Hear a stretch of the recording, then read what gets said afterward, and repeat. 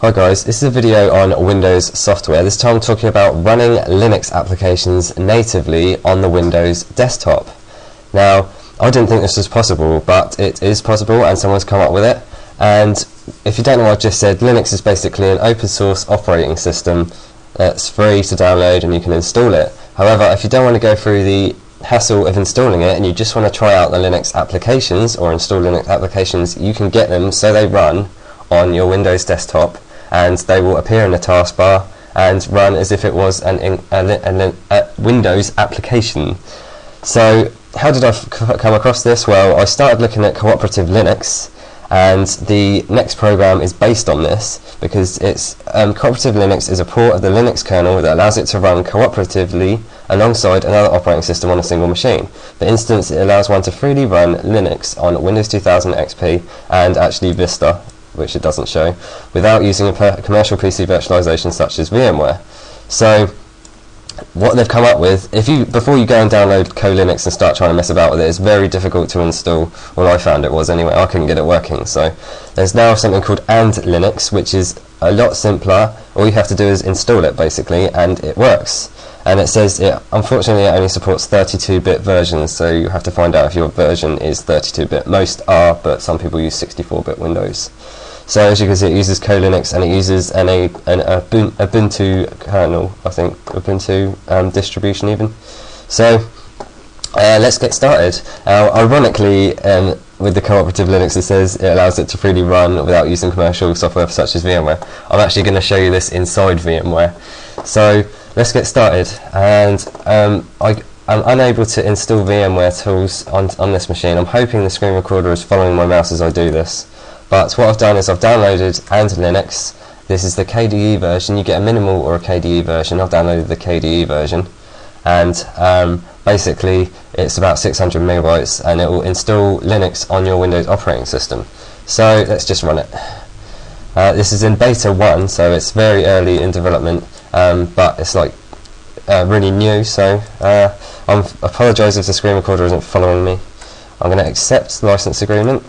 Oh dear. Come on, screen recorder. Right, we're going to install it to C Program Linux. Now, you'll notice it says please select how much memory you want to use for Linux. Obviously, you need enough memory to run both operating systems in one go. So, I've got 768 megabytes dedicated to my virtual machine. So I'm going to dedicate 384, half of it. So I'm going to say next. Do you want to enable sound? Yes. You've got mail. Excuse that. And I'm going to run it automatically as an NT service. So if you don't want to immediately dedicate it when you start your computer up, you just say run manually in a command prompt or as an NT service. So I'm going to say next. You can get it to access your Windows drives using Samba. Actually, I'm going to set this up to show you how it works. Unfortunately, I'm going to have to pause the video in a minute when it goes to set it up because it takes about 10 minutes. So what I'm doing is I'm creating, if I go next on this, so it says name of the Windows file share. Please create a shared folder and enter the requested information. I'm really sorry about this screen recorder, it's starting to annoy me. So I'm just going to go sharing and share it, and enable file sharing, and share the folder on the network and call it shared. Now OK it. I'm going to see shared here. Username D, password D, repeat the password D, that doesn't matter at the moment. Install into the Linux start menu folder, and I'm just going to leave all these blanks. So you can see that you can have Kmail, Kcontacts, Korganizer all running through quick launch. So I'm going to next that and install. And you'll notice that it has started installing. Now what I'm going to do is pause the video now because it takes 5 to 10 minutes to do this. And as soon as this progress bar is filled up, I'll come back. So I'll speak to you in a second. Hi guys, we're back, and it's now asking me to install a TAP Win32 adapter. Now this is the virtual adapter that will help you run the Linux part of the operating system. It's now asking me to restart the computer. Now this is why I couldn't show you on my actual system, because the screen recorder would stop. So it's now going to restart, and hopefully as I selected it to automatically run the Linux part as a service, it will start up and show, and eventually you'll see something in the corner. Now I tested this just a second ago, and I had to wait a while for it to actually must configure itself or something, because when it first starts, I'll show you, it comes up with an error when you try and launch an application, but I left it for a while. I think it might just be because of the first start. Now, and Linux has a forum here. It doesn't seem to be very populated at the moment. A lot of things are new, a lot of the posts are new. The admin seems to have posted quite a lot of information on it. So you'll now notice we have a little K in the system tray even. So I'm going to quit these really irritating pop-ups from Windows XP. It will say antivirus in a second. So you'll notice that you now have over here, come on screen recorder, the and Linux console, which you can use, I think it's to debug things, or I'm not sure. If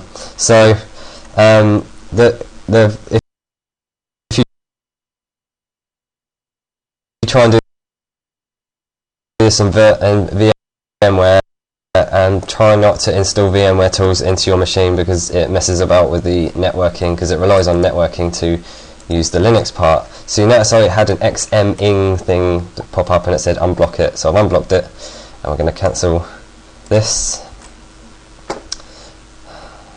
And if I try to run an application now, you'll see we've got all these applications here. The screen recorder is starting to irritate me, so I'm going to try and open up the console. And you'll notice that it says could not launch console, could not connect to 192.168.111. So that is basically trying to connect to my virtual networking thing. Now if I leave this for about 2 minutes, or I don't think I've got 2 minutes, a minute or something, and we'll try back, and it should work. So the news here, as you can see, February the 12th, it's in beta 1 RT6, which means it's almost final. So you can download this for free. I'll provide the download link to this in the description. And that's about it really. What else have we got? Installation, but installation was fairly easy, as you could see. All you had to do is a couple of steps. No, we didn't get that, did we? I think this is just an old version that is talking about. Okay, so we'll try one more time, and hopefully the screen recorder will follow me. I'm going to try and open the console again, and it's chugging away. It may do something. I apologise if this is slow, it's because it's inside a virtual machine. If you try it on your desktop, it should launch a lot quicker. So we're either going to get an error message again, or it's actually going to start. If not, I would have just wasted about 8 minutes on the video. And moment of truth.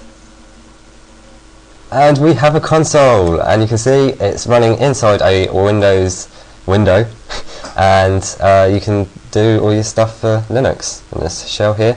So we right click again, as you can see all these different programs here. I'm going to start, I don't know, K-word. And you'll notice that I can still use Windows applications, so I'll start up my computer, and it still runs as my computer. And yeah, apologies for the fact that it's slow in the virtual machine, but you can see we now have K-word inside Windows, and there's no virtual machine running, or other than the one I'm showing you. And if you want to install new things, you just go onto here and you click the Synaptic, and it's much like the Linux package manager, where you can download your extra software, and it should all work within Windows. So here we have the Synaptic package manager. I apologise for my crappy speech.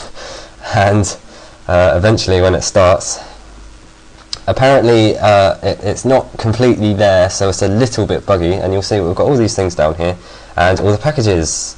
So this is how to get Windows applications and Linux applications running on the same operating system, which is Windows.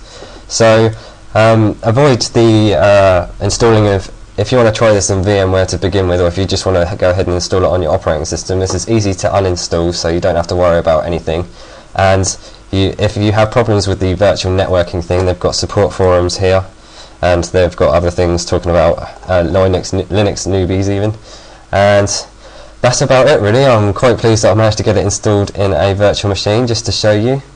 And it's very exciting stuff, because now you can run Linux applications inside Windows without the use of VMware or any virtual machine software.